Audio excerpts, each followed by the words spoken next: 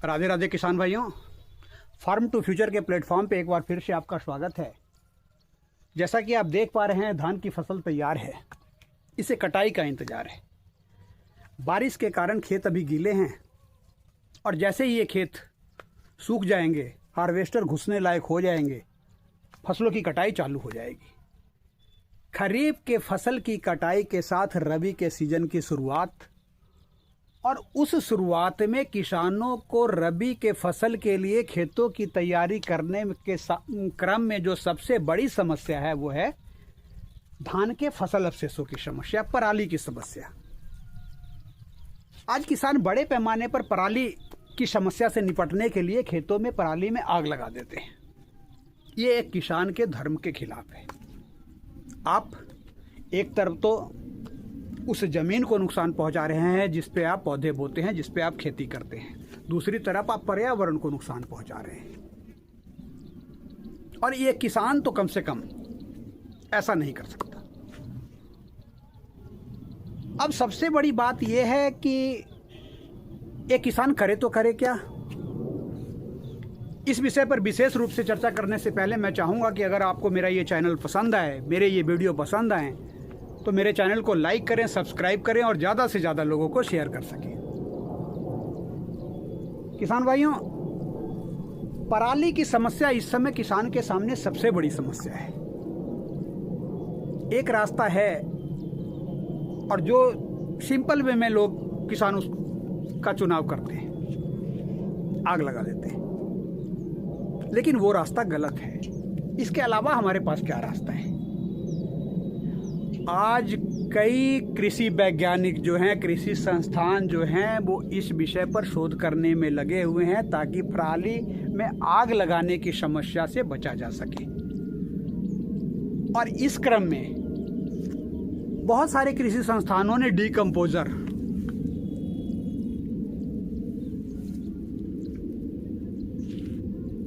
पर शोध किया है और मार्केट में कई प्रकार के डीकंपोजर उपलब्ध हैं। आपने पूषा का नाम सुना होगा। पूषा कृषि संस्थान जो है, जिसकी शुरुआत दिल्ली में पहले ब्रांच के रूप में हुई थी, और उस पूषा कृषि संस्थान के बायोलॉजिकल डिपार्टमेंट द्वारा एक डीकंपोजर को किसानों के सामने जो है उपलब्ध कराया गया है।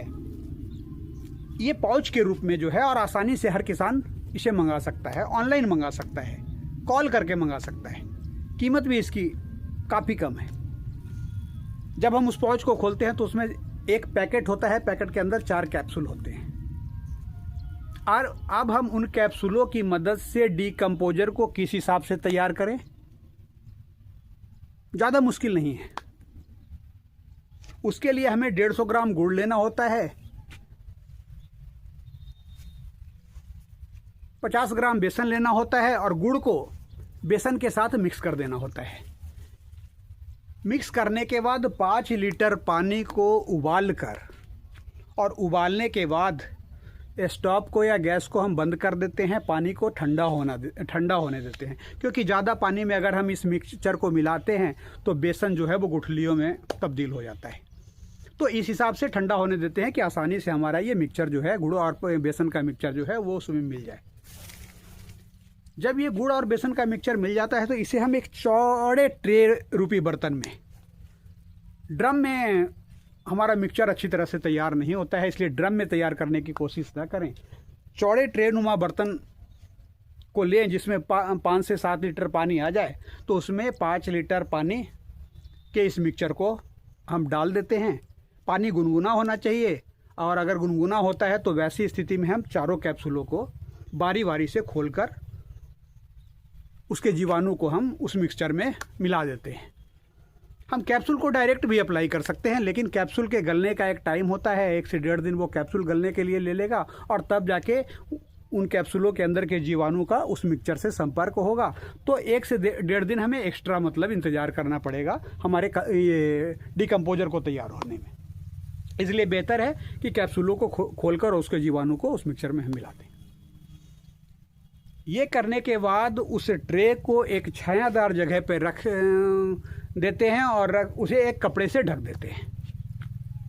5 से 6 दिन के इंतज़ार के बाद आपका डिकम्पोजर तैयार हो जाता है। अब इस डिकम्पोजर को कितने खेत में इस्तेमाल करना है ये किसान पे डिपेंड करता है, वो कितने बड़े क्षेत्र पे फल में खेती कर रहा है।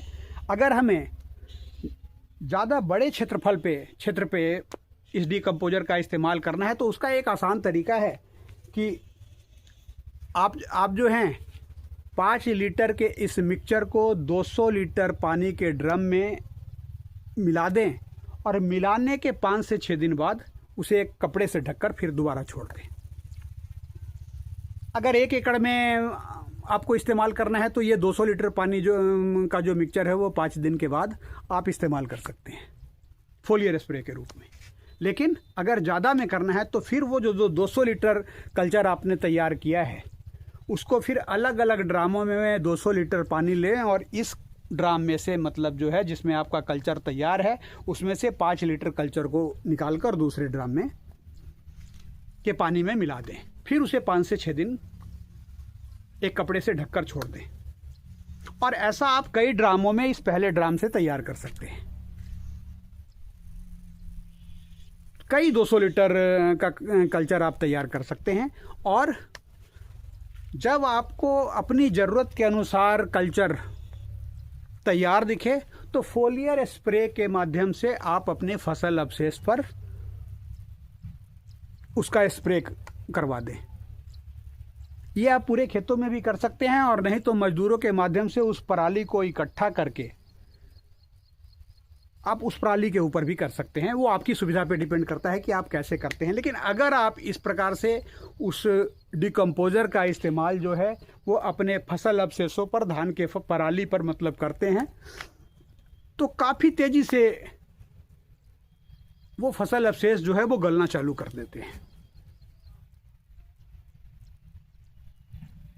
और जब ये गल जाते हैं आपकी पराली जो है वो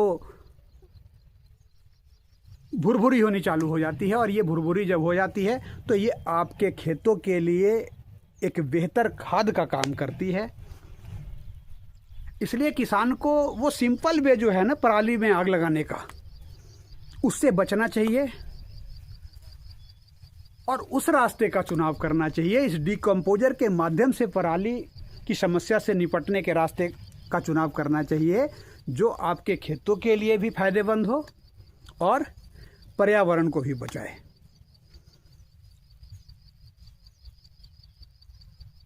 और ये आप आसानी से कर सकते हैं।